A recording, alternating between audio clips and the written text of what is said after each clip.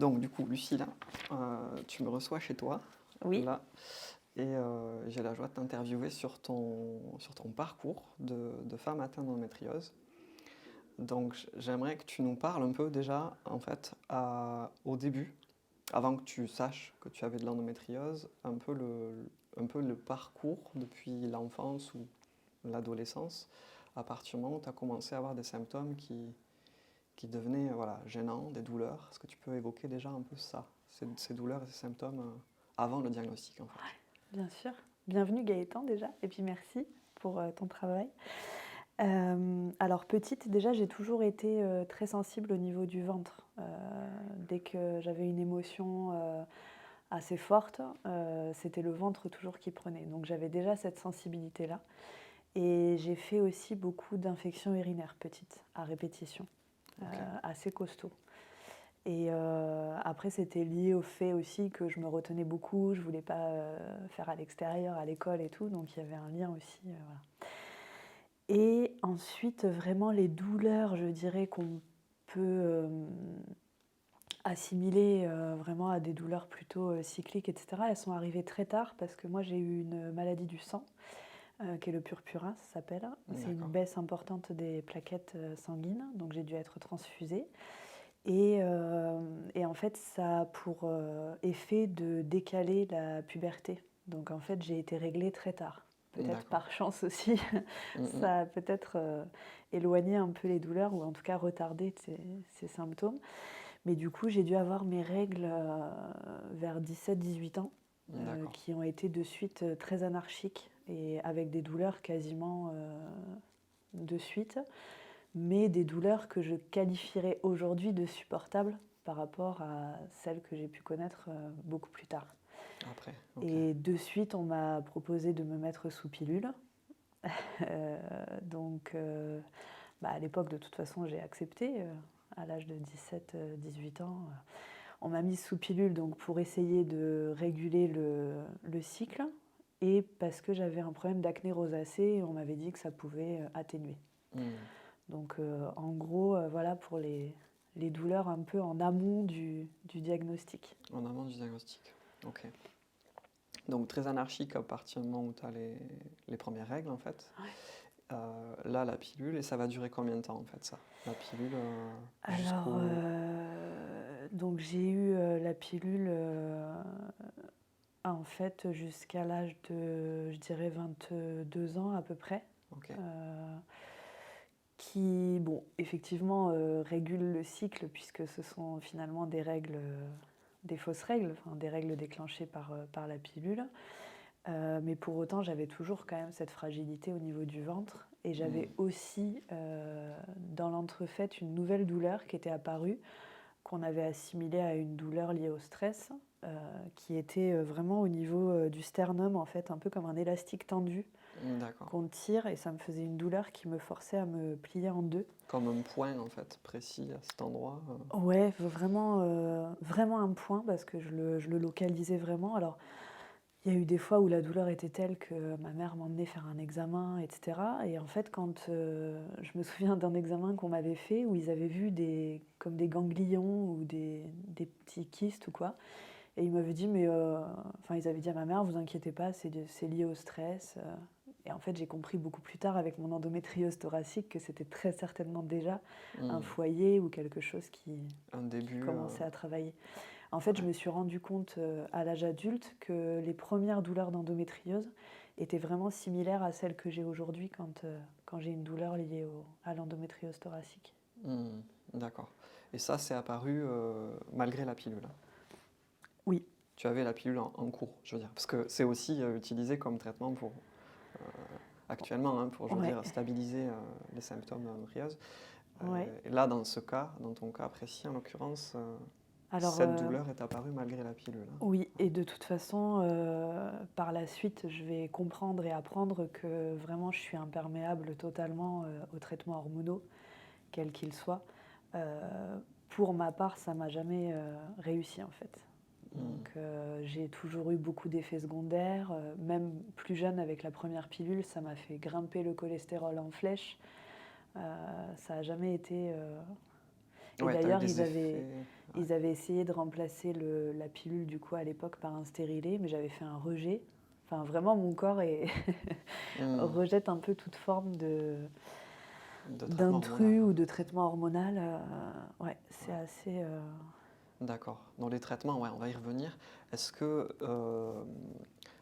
du coup, tu peux revenir sur donc, ce qui va amener au diagnostic, en fait, de Oui. l'endométriose? Qu'est-ce que c'est qui a amené au diagnostic? Alors, c'est d'abord, il y a quelque chose dont je parle très rarement et je pense que je ne l'ai jamais évoqué dans dans mes témoignages ou autres. Donc, ça va être une première aujourd'hui, mais j'estime maintenant qu'il y a prescription et j'ai beaucoup travaillé dessus. Mais comme je te le disais, j'ai toujours été imperméable donc, aux traitements hormonaux et à l'inverse de 40% des femmes atteintes d'endométriose, je suis hyper fertile. Et donc à l'âge de 22 ans, je suis tombée enceinte sous pilule. Hmm. Sous pilule. Et donc douche froide, hein, Tu j'étais fais partie du étudiante. pourcentage où ça ne marche pas, du coup. Ouais, c'est Ouais, ça, exactement. ok. Et bon, contexte un peu particulier, parce que je vivais sur Nantes toute seule pour mes études. Mes parents avaient déménagé dans le sud. Et je venais pour la période estivale en fait chez eux, pour travailler pendant les vacances. Et en fait, je suis arrivée quasiment dans la foulée. J'ai constaté que j'avais un retard de règles. Donc, j'en parle à ma mère, avec qui je parlais quand même relativement facilement de tout. Et donc, effectivement, ça s'est avéré test positif. Donc, très compliqué à encaisser. Sachant que cette annonce-là à l'homme concerné a eu pour effet qu'il se ferme totalement et me dise que si je décidais de le garder, il disparaissait. Donc j'ai pris la décision vraiment à contre-cœur. Ça a été très compliqué, mais parce que j'estimais que c'était pas parce que nous, femmes, on portait la vie qu'on avait La le droit de responsabilité. décider de tout non plus. Ouais. Donc pour l'enfant et pour la personne concernée, la décision fut celle-ci, d'avorter du coup. Mais ça a été très compliqué et pour avoir beaucoup travaillé moi sur la sphère physique et émotionnelle, je sais que ça a été le point de départ de beaucoup de mes problématiques physiques. Parce que je me suis jugée tellement durement à l'époque que je me suis déconnectée de ma personne en fait pour me protéger. En plus, le jugement a été exacerbé par le fait que je me suis retrouvée à demander ce fameux document qui atteste des 7 jours de réflexion avant de prendre la décision à un médecin dans un cabinet catho, un cabinet médical où je suis rentrée dedans, j'ai vu tous les signes religieux et je me suis dit c'est peut-être pas le bon endroit pour réclamer ce document et ça s'est avéré vrai puisqu'il a refusé de me le fournir et m'a dit qu'il comprenait pas qu'on puisse tomber enceinte sans le désirer au XXIe siècle. Donc Ok. Ouais. ça a été très compliqué à encaisser, d'autant que j'étais pas OK du tout avec ce que j'étais en train de faire. Donc ça a rajouté, heureusement, le planning familial a été formidable et l'accompagnement par la suite aussi. Et mes parents ont été d'un soutien vraiment très important. Même si ça m'a rajouté une petite pression à l'époque, parce qu'il m'avait dit que quelle que soit ma décision, il serait là. Donc du coup, la décision m'appartenait vraiment. Ouais. Et c'était compliqué aussi que tout repose sur mes épaules, mais voilà, c'était beau de me dire ça. De se sentir soutenu quand même, quels que soient les choix. Ouais, Ouais. complètement. Ouais, ouais. C'est une liberté aussi. Oui, et puis j'imagine, en tant que parent aujourd'hui également, que ça ne doit pas être évident de retrouver ta fille qui vient chez toi pour les vacances et qui arrive enceinte. Et voilà, c'est assez lourd à gérer quand même. Donc, mais bon, voilà, je pense que c'est pas étranger à la suite de mon parcours et je trouvais ça important aujourd'hui de libérer la parole aussi là-dessus. Parce que pour moi, ça a été tabou très longtemps. Et voilà. Ok. Donc on reprend. Donc tu as évoqué donc juste avant le fait que donc tu étais, je sais pas si je dois parler au passé, hyper fertile. Et Je le suis, oui, bah et que tu es du coup, en effet, tu attends le troisième. oui, Euh, à cette époque, donc, où tu avais la pilule pour stabiliser oui, du coup les symptômes, ton cycle qui est apparu donc autour de 17-18 ans, tu disais. oui. Donc tu es tombée enceinte, tu as À 22 ans, du coup, ouais. donc voilà, 22 ans, Ouais, pris la décision d'avorter ouais, et, euh, et du coup tu évoquais ça, donc déjà pour en parler, pour libérer la parole oui, par rapport à ça, et aussi parce que ça fait partie du chemin qui t'a mené vers le diagnostic de l'endométriose. oui. En tout cas, quand j'ai travaillé beaucoup plus tard sur l'aspect émotionnel, je me suis rendu compte que c'était quand même vraiment le point de départ de mes douleurs exacerbées. Hmm. C'est-à-dire que là, vraiment, ont commencé les douleurs cycliques. Alors moi, ça a toujours été sur la période d'ovulation et non pas pendant les règles. Encore une fois, à l'inverse de beaucoup de femmes atteintes d'endométriose, j'ai jamais eu de règles hémorragiques. À l'inverse, c'était plutôt un flux très très mince. Ok. Mais par contre, les douleurs étaient très très fortes sur la période d'ovulation. Qui au final, la période d'ovulation, quand on y réfléchit un petit peu, c'est quand même la période où tu dois avoir le rapport sexuel avec ton compagnon pour tomber enceinte. Donc Mhm. avec le recul, j'imagine que c'est pas anodin comme Ça fait, signification. ouais, ça fait lien avec Mm. cet événement-là, ouais, Sachant que important. 1 an après, j'ai fait une grossesse extra-utérine, toujours sous traitement hormonal, enfin sous pilule, à la même période, de nouveau au mois d'août. Hmm. Et, euh, et 2 ans après, j'ai accouché de ma première petite fille au mois d'août 2013. Donc il y a des récurrences, en effet. C'est ça. Donc après, quand j'ai eu travaillé sur effectivement les causes émotionnelles, etc., j'ai repéré un peu aussi cette récurrence dont le point de départ était quand même l'IVG, quoi. Donc Hmm. c'est pour ça que pour moi, je fais le lien et que je trouve ça important aussi de partager mon analyse aujourd'hui. Parce Ouais, que c'est quand même quelque chose qui reste très tabou et tout à bah, fait. si nous, on n'en parle pas quand on a un peu la parole, Tout à qui fait. le fait, quoi. Tu fais bien, en effet, d'en parler parce qu'on focalise énormément sur les facteurs,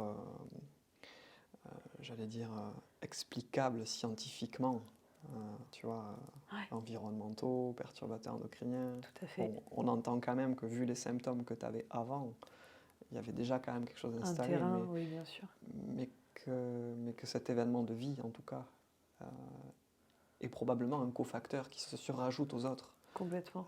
et qui peut du coup... Les facteurs sont Enfin, les causes sont multifactorielles, effectivement, mais à mon avis, il faut vraiment pas épargner toute la partie émotionnelle. Ce qui est un mm, peu le paradoxe, parce qu'en fait, on a tout un parcours très difficile au niveau de l'écoute des médecins et on a tout entendu dire quasiment c'est dans la tête, c'est le stress, etc.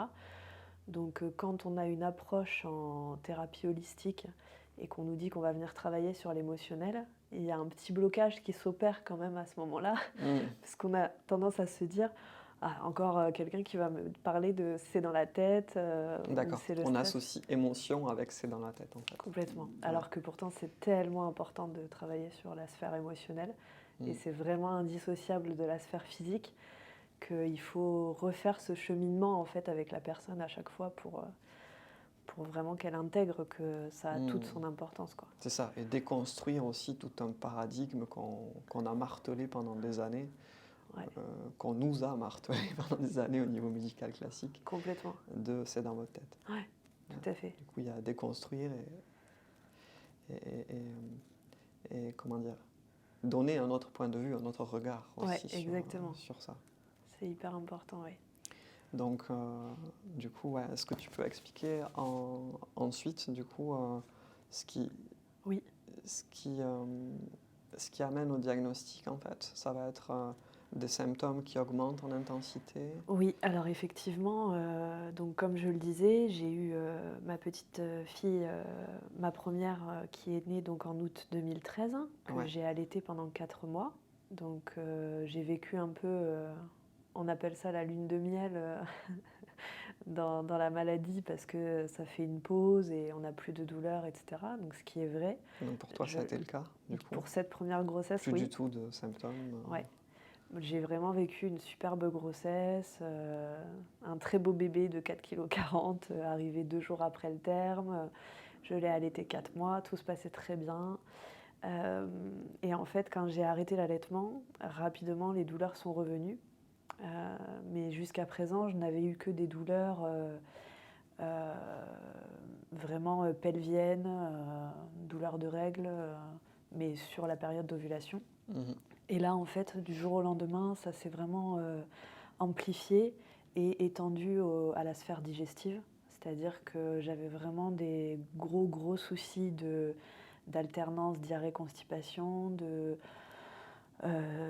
envie d'aller aux toilettes, je piquais des sueurs froides, il me fallait des toilettes de suite. Ça devenait vraiment handicapant au quotidien et très rapidement. C'est-à-dire que ça s'est aggravé très vite entre le mois de janvier, où ça a été vraiment le départ des symptômes, jusqu'au mois d'août, où on a accepté, après beaucoup d'insistance de ma part, de me faire une célioscopie exploratrice.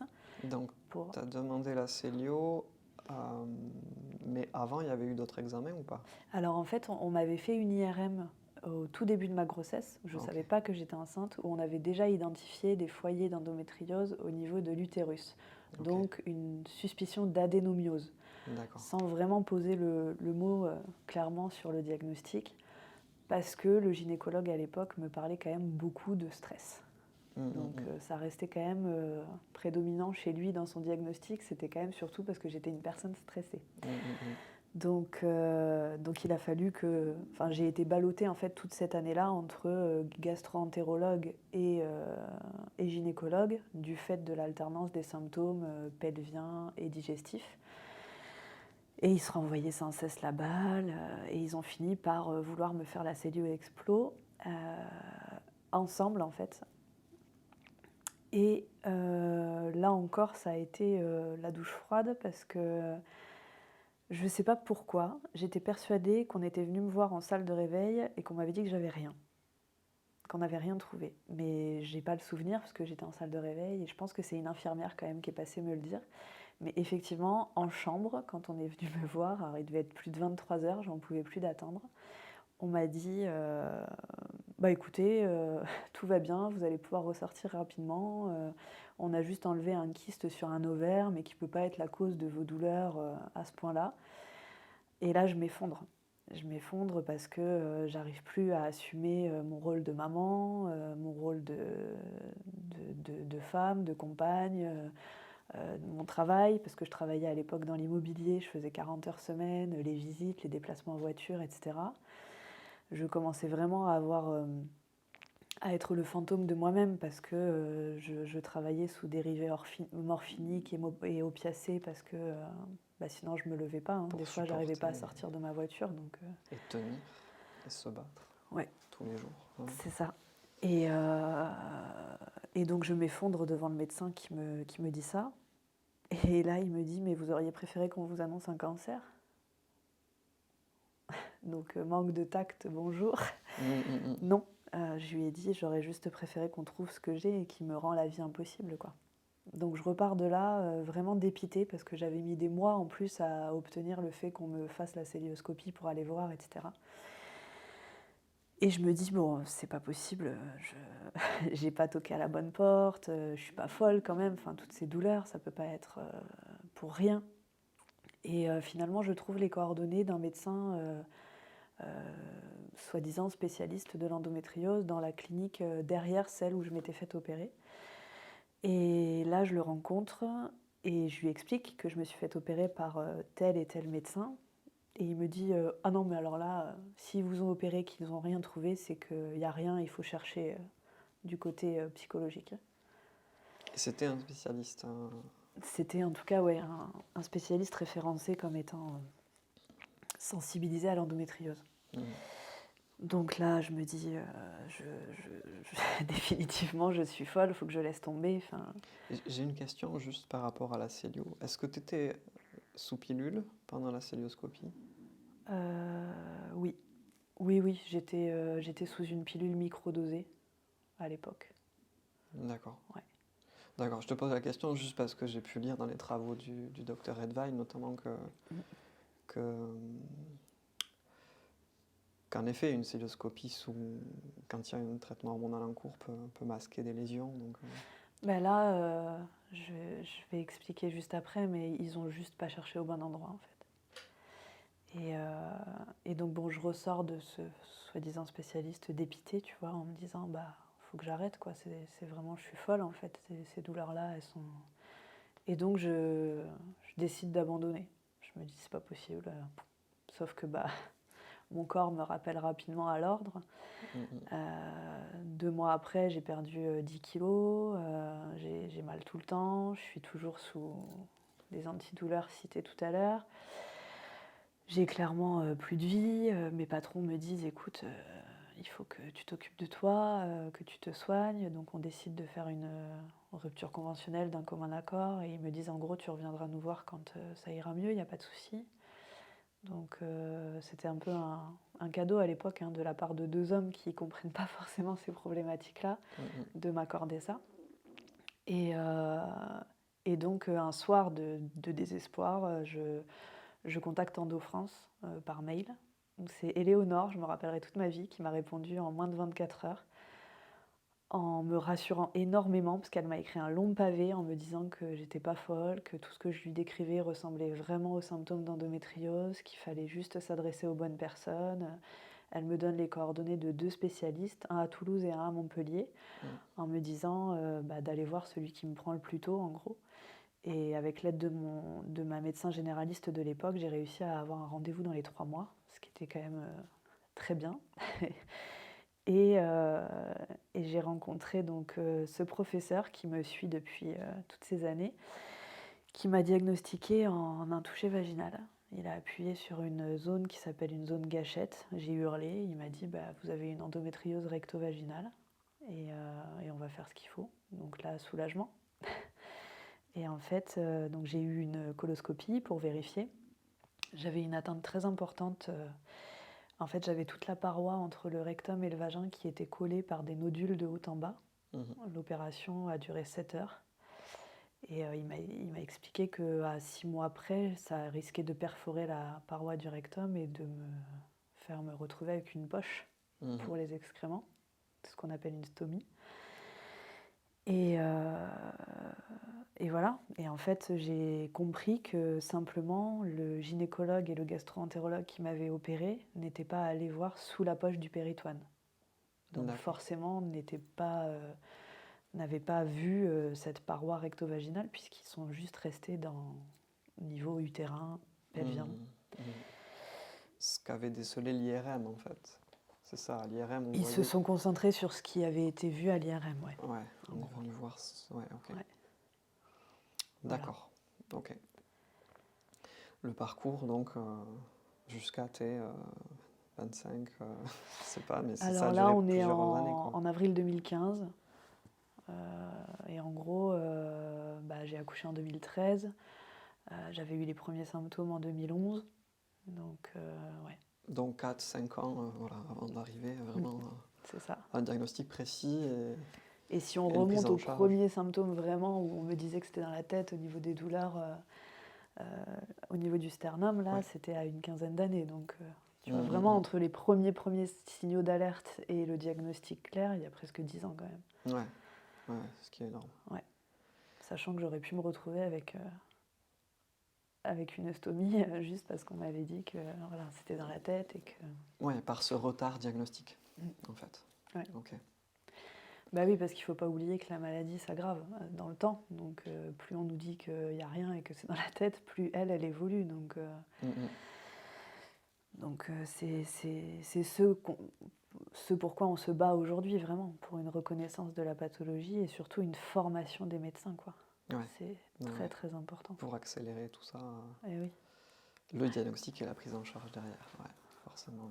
D'ailleurs, j'ai une anecdote rapide. J'ai vu un médecin toulousain il y a 3 semaines, là, qui m'a impressionnée par son humilité, parce qu'on a beaucoup échangé sur l'endométriose, parce qu'il est en fin de carrière, qu'il connaît très peu cette pathologie. Et donc, je lui ai expliqué mon endométriose thoracique déjà qui est un peu étrangère pour eux, les formes neuropathiques aussi. Et, euh, et il m'a carrément fait cadeau, entre guillemets, de la consultation en me disant que je lui avais tellement appris que il voulait pas que je lui paye la consultation. Et j'ai trouvé ça beau, après tout mon parcours où je me suis retrouvée face à des médecins qui voilà, te disent Qui expédiait les choses en fait. complètement.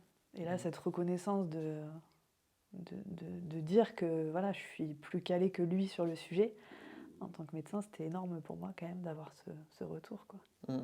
Cette posture d'ouverture et d'humilité, en effet, comme tu Complètement. dis. Ouais, ouais. Donc on s'est arrêté en fait à partir du moment où finalement tu as un médecin qui te diagnostique et qui va du coup t'opérer au niveau de la paroi du coup vaginale, enfin Recto-vaginal. recto-vaginale, Ouais, voilà c'est ça. tout à fait. Donc à partir de là, eh bien du coup tu es soulagé, Oui, forcément. complètement. Euh, et est-ce que tu peux nous parler de la suite? Donc après ça en fait, est-ce Oui. qu'il va y avoir derrière d'autres symptômes malgré tout? Qui vont persister. Je pense notamment à Ouais. ce que tu avais au niveau thoracique, qui du coup, Oui. forcément, il n'y a pas eu d'impact là-dessus, Ouais. vu que l'opération n'était pas Ça n'a jamais été à cet évoqué endroit. pour jusqu'à dans peu de temps, là où on est dans le parcours en fait. Ouais. J'étais vraiment très enchantée de cette opération, du temps qu'avait pris ce médecin, de comment ça s'était passé, etc. En plus, il est très rassurant, il explique tout ce qu'il fait et tout ça. Et il me parle de 2% de chances de récidive. Donc là, je suis vraiment ravie. Je me renseigne pas plus que ça sur l'endométriose, etc. parce que j'ai confiance et voilà. Et donc, comme je l'ai dit, mes patrons m'avaient accordé une pause. Et donc, je les ai revus pour leur dire, leur expliquer et les remercier beaucoup, chaleureusement. Je leur ai amené un colis, je me rappelle à l'époque, pour vraiment, j'étais pleine de gratitude pour ce qu'ils avaient fait, le fait de voilà, me laisser prendre soin de moi à ce moment-là. Il y avait grand besoin. Et donc, j'ai fait une pause en fait de 8 mois dans mon activité professionnelle. Et je me suis occupée de ma fille, du coup, que j'ai retirée de chez la nounou et que j'ai remise en crèche pour reprendre mon travail. En plus, il m'avait proposé un poste à temps partiel pour reprendre tranquillement. Et donc, je reprenais en septembre de cette année-là, donc 2015, si je ne dis pas de bêtises. Et en fait, au bout d'un mois, j'étais en rendez-vous, entre deux rendez-vous clients. Et je commençais à avoir cette fameuse douleur là dont j'avais parlé adolescente, un peu au niveau du sternum. Je me dis bon, je rentre chez moi le soir et là par contre ça a été hyper violent. D'un coup ça m'a pris, épaule droite, tout le flanc droit, je suis tombée, j'arrivais plus à respirer. Ça a duré, alors j'ai pris Donc c'était une douleur en fait très vive. oui, Tu veux très dire, très vive, ouais. qui m'a fait tomber sur le flanc. Et respiration coupée, ça a pris 20 minutes à vraiment revenir, donc très long quand tu peux pas respirer. Et je comprenais pas. Et puis j'ai pas fait le lien évidemment parce que on l'avait jamais fait jusqu'à présent, donc pour moi il n'y avait pas de rapport en fait. J'avais à l'idée que l'endométriose était une maladie purement gynécologique avec des symptômes gynécologiques, voire gastriques, mais voilà, ça s'arrêtait là quoi. Donc le lendemain, je vais chez mon médecin généraliste et il comprend pas trop, il me parle peut-être d'une allergie à l'ibuprofène et il me dit mais vous devriez quand même demander au spécialiste qui vous suit. Bon, d'accord, c'est lui le médecin, je voyais pas le lien mais j'appelle quand même la clinique à l'époque qui était Rangueil et là, douche froide, j'étais entre deux rendez-vous clients et au téléphone il me dit ah bah oui, classique, récidive au diaphragme. Alors là, je ne comprends pas. Je lui dis, vous m'avez parlé de 2% de chance de récidive, et là, vous me parlez de classique récidive au diaphragme. Ah non, mais on ne s'est pas bien compris. Quand j'ai parlé de 2% de chance de récidive, c'était une récidive au même endroit. Parce qu'en fait, les atteintes recto-vaginales récidivent très rarement quand elles sont bien opérées. Alors je comprends que j'avais pas compris et là, c'est un peu compliqué pour moi parce que je viens de reprendre le travail après une pause non négligeable pour moi et pour mes patrons, les Mmh mh. pauvres et heu et donc je lui dis: «Qu'est-ce qu'on fait?» «Ah bah, faut que vous veniez me voir et cetera». Donc bah, IRM, tout ça. Donc c'est confirmé. J'ai une atteinte thoracique, mais très complexe car, en fait, ça forme un peu comme des têtes d'épingle sur le diaphragme et inopérable parce que très diffus. D'accord. Donc la seule solution, ce sont des traitements hormonaux. Donc d'accord, Pas d'opération possible. non. Ouais, OK. Donc traitement hormonal et là, je mets le doigt dans un engrenage, pour moi, parce que je sais que ça fonctionne pour beaucoup, mais comme je te l'ai dit tout à l'heure un peu en préambule, je suis vraiment, imperméable aux traitements hormonaux quels qu'ils soient. Même les pilules les plus microdosées qui soient, je les supporte pas en fait, j'ai de suite des effets secondaires. Mmh. Donc là, on parle de traitements hormonaux quand même assez forts, de plus en plus forts parce que je récidive à peu près tous les 6 mois. Aujourd'hui, je dois en être à mon 7e pneumothorax, donc voilà. Et on va comme ça jusqu'en 2017. Donc parcours très complexe, personnellement, professionnellement, Mmh. beaucoup de remises en question, beaucoup de fatigue, des difficultés parfois à assumer mon rôle de maman, ce qui est très difficile pour moi. Alors mon rôle de compagne, j'en parle même pas parce que je suis le fantôme de moi-même, hein, c'est très très compliqué. La relation de couple s'étiole, on devient des colocataires, enfin tout est très compliqué. Donc Mmh. avec le papa de ma grande, qui a aujourd'hui 8 ans. Et en 2017, un événement dans ma vie fait un peu tout basculer, c'est-à-dire que je perds ma meilleure amie d'un cancer du sein. Donc émotionnellement, ça remet beaucoup de choses en question. Et là, je décide vraiment de passer à autre chose en fait. Euh, donc je demande à être accompagnée par une thérapeute en médecine traditionnelle chinoise dans l'arrêt des traitements que je ne supporte plus du tout, parce que je ne me supporte plus. Mmh. Je ne me reconnais plus, j'ai plus d'émotions, je suis... la libido, n'en parlons même pas. Enfin, Ouais. c'est devenu vraiment Changement de personnalité, enfin, complètement. tout ça, Et ouais. j'ai besoin vraiment de me retrouver, parce qu'en fait, on est allé très très loin dans les traitements hormonaux, toujours de plus en plus fort. Et donc là, à cette période-là, j'étais arrivée à un traitement hormonal qu'on prescrit aux détraqués sexuels pour couper toute pulsion. Mmh. Et aussi aux personnes qui ont le cancer de la prostate. Donc c'était vraiment un traitement très fort. Et en gros, au bout de 10 jours, j'ai des idées suicidaires. Moi qui ne suis pas du tout Non, sujette ouais. ni à la dépression, etc. Après 10 jours de ce traitement-là, en Ouais, fait. Ouais. là je OK. commence à, en voiture, penser à mettre un coup de volant, enfin vraiment des choses, tu vois, ça me fait peur. Et là je l'arrête, j'appelle même pas le praticien qui me suit, etc. Je stoppe le traitement. Et donc je demande à cette personne de m'accompagner. Elle me dit qu'elle accepte en tenant compte du fait que c'est ma décision et que si jamais il y a récidive, c'est moi qui le décide. Et voilà, donc ce qui est normal, hein. Mmh mh mh. Et, euh, et donc c'est vraiment le point de départ pour moi vers d'autres alternatives et une compréhension différente de ce qu'apporte la médecine allopathique parce que ça me convenait plus du tout et que je me reconnaissais plus en rien en fait. Et c'est là où je décide de me former pour moi, pour mon Mmh. apprentissage personnel et ma prise en charge personnelle à la naturopathie du coup, pour comprendre, parce que je ne suis pas du tout issue du médical, pour comprendre le fonctionnement du corps humain, des émonctoires, du principe d'auto-guérison que l'on a tous en nous, qui est à réapprendre en fait.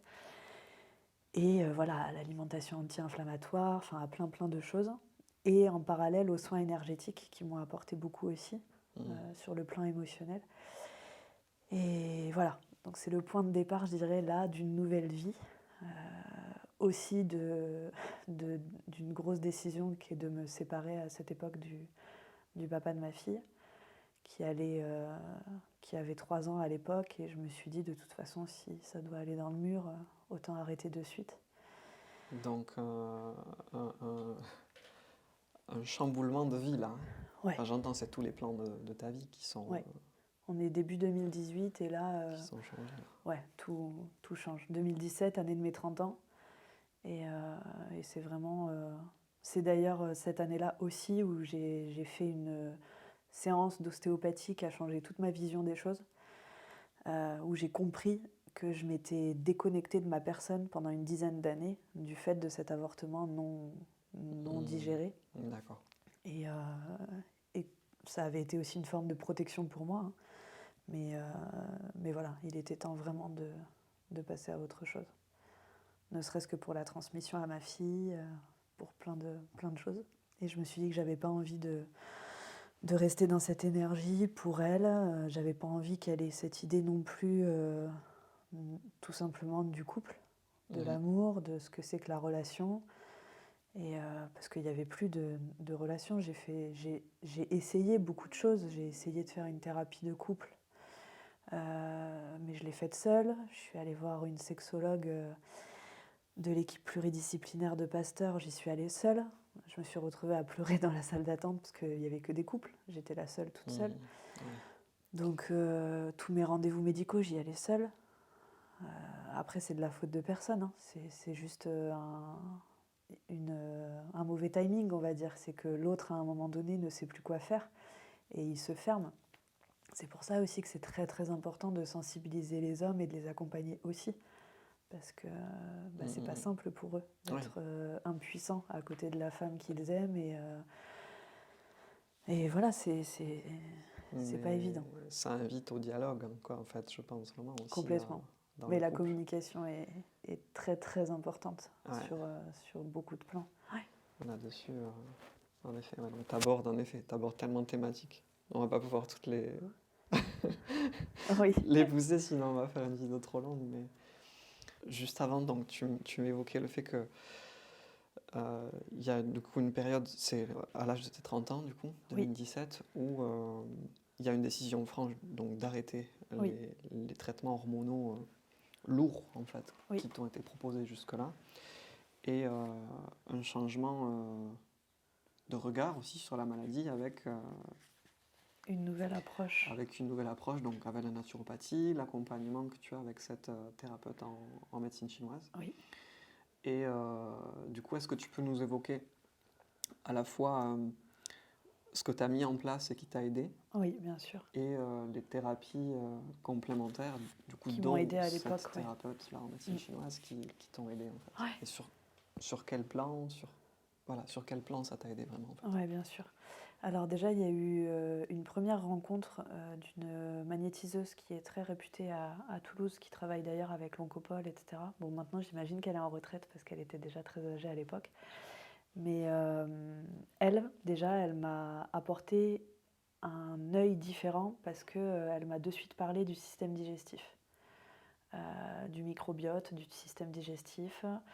Et elle m'a dit une phrase qui m'est restée, et alors ça m'agace beaucoup parce qu'avec le lobbying des produits laitiers, on accepte rarement d'entendre cette version des choses, et pourtant c'est une réalité. Et elle m'a dit, la vache, on est fâché avec la vache, retenez que ça. Et elle m'a dit ça, et tout ce qui est raffiné, donc sucre et farine blanche en gros. Elle m'a dit déjà, si vous enlevez ça, vous verrez une réelle différence. Mais je la remercie encore aujourd'hui parce que ça a changé toute ma vision des choses. Déjà, le fait de comprendre ce que je pouvais ingérer, tu vois, pour moi, c'était abstrait, ça. Tu avais un contrôle. C'est ça, tout à fait. Et puis, on l'explique très bien aujourd'hui. Consommer du lait d'une vache qui est un animal mammifère énorme par rapport à nous, notre corpulence, ça semble logique de préférer un lait de brebis, de chèvre qui se rapproche beaucoup plus de la corpulence humaine. Mais bon, on n'y réfléchit même pas, à vrai dire, quand on mange les produits laitiers sont nos amis pour la vie. Depuis qu'on est tout petit, on entend ça. Donc on se pose même pas la question, en fait. Et moi, ça a vraiment, vraiment changé les choses à partir de là. J'ai fait ce qu'elle m'a dit, j'ai arrêté de consommer du lait de vache. Et étant normande, Dieu sait que j'en consommais quand même pas mal, ne serait-ce que dans le fromage, dans la crème fraîche, etc. Et les sucres blancs et les farines blanches aussi, donc ça passe par plein d'aliments, hein. C'est très résumé ce que je dis, mais et c'est un peu en lien avec l'alimentation anti-inflammatoire, du coup, que j'ai apprise en naturopathie. Mm. Mais déjà, tu vois, j'avais commencé ce travail-là qui m'a beaucoup apporté. En termes de diminution des symptômes, ça a déjà été un gros pas. Euh, Ouais. Ça a beaucoup diminué la récurrence des symptômes et l'intensité des douleurs. Donc ça a Et été la première étape. je pense également, est-ce que tu as senti également du mieux au niveau émotionnel et psychologique? Alors de toute façon, je vais te dire, à partir du moment où j'ai rencontré des personnes, qui ont su m'écouter, m'apprendre des choses et déjà ça change tout sur le plan émotionnel. Mm. J'en étais pas encore là à travailler sur la sphère émotionnelle, c'était pas le moment pour moi, mais déjà ne serait-ce que d'avoir une écoute, heu et une transmission de savoir qui ait un impact sur moi, sur mon quotidien, c'était énorme déjà. Mm. Après toutes ces années où tout ce qu'on a tenté, tout ce qu'on a fait n'apportait rien et il y avait certes une écoute, mais qui restait, très, protocolaire quoi. Ouais. Ça s'inclut dans un suivi qui reste toujours le même et on propose, la même chose à tout le monde parce qu'on s'attache à une pathologie et non pas à l'être dans sa globalité. Donc, donc voilà, vraiment cette personne-là a changé ma vision des choses. Donc oui, forcément, un impact aussi sur l'émotionnel, puisqu'après tout ce qui en découle, c'est tout ce qui découle d'une réflexion qui est complètement différente Oui, c'est ça. Du coup, jusqu'à présent. tu vois qu'il y a quelque chose, une voie possible vers un retour C'est ça, à une vie apaisée exactement. et possiblement une guérison Ouais, exactement. aussi, quoi. Une lueur d'espoir, on peut dire. Et la suite, donc, c'était avec la praticienne, effectivement, en médecine traditionnelle chinoise, qui me suivait en acupuncture et en complémentation par les plantes. Et, euh, et là aussi, alors là, c'était plutôt, on va dire, du traitement d'urgence, entre guillemets. Mm, C'est-à-dire que j'allais vraiment la voir quand j'avais une crise qui s'annonçait ou autre, et elle me traitait, et vraiment, c'était très, très efficace. mm, Euh, ok. Ça désamorçait Complètement, un ouais. état aigu, en fait. Oui, ouais, ça Ok. faisait. Maintenant, j'ai cette analyse-là, mais ça diminuait considérablement l'inflammation de mon corps en agissant sur certains méridiens, parce que je connais aujourd'hui, mais bon, voilà. Mm. À l'époque, c'était un peu ma magicienne, hein, j'avoue. Et donc voilà, ça a été le point de départ qui m'a amené, moi, à me former du coup à la naturopathie pour comprendre, comme je t'ai expliqué. Et, euh, et un changement de vie, du coup, puisque 2018, je décide de, de changer de vie, vraiment. Mm, mm, mm. Et de te former voilà, un peu plus aussi peut-être à Ouais, pour naturo moi et tout ça. déjà, à l'époque, j'étais bénévole d'association, donc j'accompagnais des femmes. J'avais ouvert un petit cabinet chez moi dans mon dressing où je conseillais en fait. Déjà, je les conseillais sur le plan allopathique. Je les envoyais vers les bons spécialistes, Ouais, vers les bons ok. centres de diagnostic, d'IRM, parce qu'il faut savoir que ça, c'est primordial, vraiment d'avoir un bon suivi sur le plan allopathique et de se tourner vers les bonnes personnes. Et après, évidemment, je les conseillais aussi sur le plan de l'alimentation, de l'hygiène de vie Mm, mm. et tout ce qu'on peut faire qui peut améliorer en fait le physique et l'émotionnel, quoi. Ouais, Ouais, ok. Ok. Est-ce que du coup on peut parler d'aujourd'hui, bien où sûr. tu en es aujourd'hui? Oui, Comment tu te sens là, oui. euh, dans l'instant, quoi, et ce qui se joue en toi? Est-ce que, voilà, finalement depuis 2018, clairement il y a eu du mieux? Ouais, alors je vais essayer de ne pas être trop émue, parce que du coup, pour moi, c'est un parcours quand même sur lequel je reviens peu, donc il est quand même assez lourd. J'en ai conscience quand je dois le débriefer un peu à un spécialiste médical ou autre qui me dit souvent mais vous avez un suivi psychologique pour avoir enduré tout ça et voilà. Donc c'est vrai que c'est assez émouvant pour moi de te débriefer là comme ça en peu de temps. Aujourd'hui, je suis enceinte de ma troisième petite fille. Je vais accoucher fin juin. Je suis, naturopathe énergéticienne, à temps complet depuis septembre. Mhm. Donc, ça aussi, c'est un rêve qui se réalise.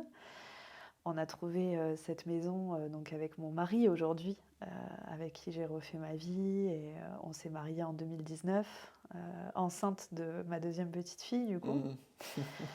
Heu, c'est d'ailleurs quelqu'un que je remercie beaucoup parce que qui m'accompagne et qui me porte beaucoup au quotidien. On se porte mutuellement je crois, mais c'est vraiment, important en fait, on parlait de communication, tout à l'heure, dans le Mhm. couple et Dans le couple, ouais. c'est vraiment quelque chose qu'on a et qui est pas un outil, mais quelque chose de vraiment primordial pour pouvoir avancer, se soutenir, se comprendre, et maintenir quelque chose de sain, en tout cas. Ouais. Mhm. Et et voilà, aujourd'hui, je suis très heureuse parce que, j'ai appris pour moi déjà à apaiser mon quotidien, apprendre à vivre avec la pathologie.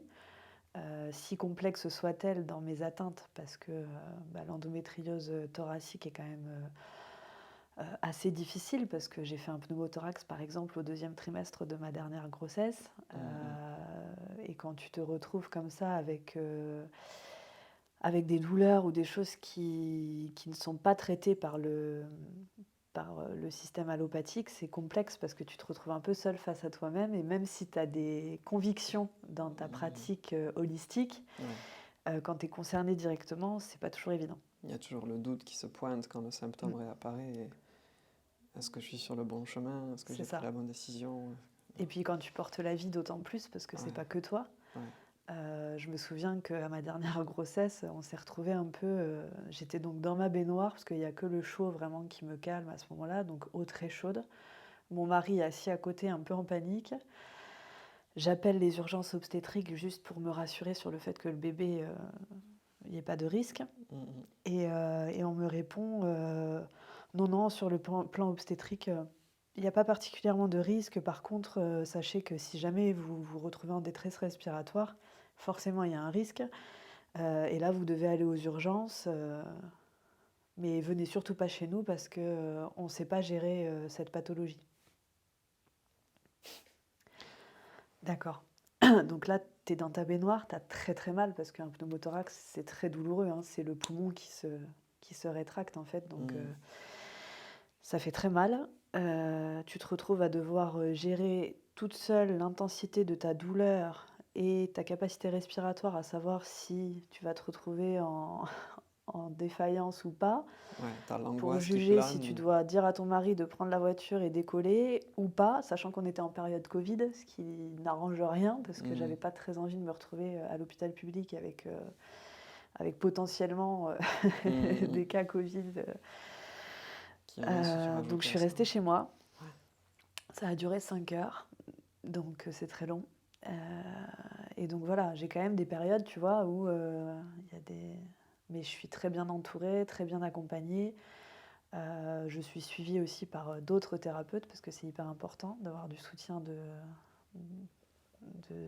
confrères, de consoeurs, voilà, qui m'aident aussi énormément et voilà, aujourd'hui, j'en suis là donc à gérer, et à être, heureuse d'être actrice de ma vie et de ma pathologie. C'est vraiment quelque chose de Mhm. fondamental pour moi. Ouais, génial. Donc on terminait sur la note très positive que tu, à ce jour, malgré le fait qu'il peut y avoir encore des crises en fait ou des symptômes qui s'expriment en fait et qui te gênent, voilà, Ouais. qui sont quand même et qui peuvent en effet amener à des situations quand même dérangeantes, que malgré tout, voilà, tu as retrouvé un pouvoir d'action, tu sens que tu es sur une voie qui est positive et qui te mène vers quand même un équilibre. Complètement. Ma dernière question, juste du coup, ça va être, est-ce que tu as un message, euh, quelque chose qui te viendrait là, dans l'instant, que tu aimerais passer à des femmes atteintes d'endométriose qui vont écouter la vidéo, quoi. Ouais. Alors vraiment mon message, c'est, surtout de se recentrer en permanence, de se faire confiance, de s'écouter et de bien s'entourer. Parce que pour moi, c'est ça qui est primordial, vraiment l'entourage. Et en fait, on se rend compte avec le temps que si on se recentre, qu'on s'écoute, qu'on se fait confiance, les autres en feront autant. Donc ça, c'est super important. Hmm. C'est ça le message. Le vraiment. message, Ouais. ouais, super. Bah, je te remercie pour ta confiance, Lucilla, Avec plaisir. de t'être livrée autant, Merci à toi. du coup, et voilà, je pense que ça va être encore une fois une vidéo bénéfique. Donc, merci beaucoup. Merci Gaëtan.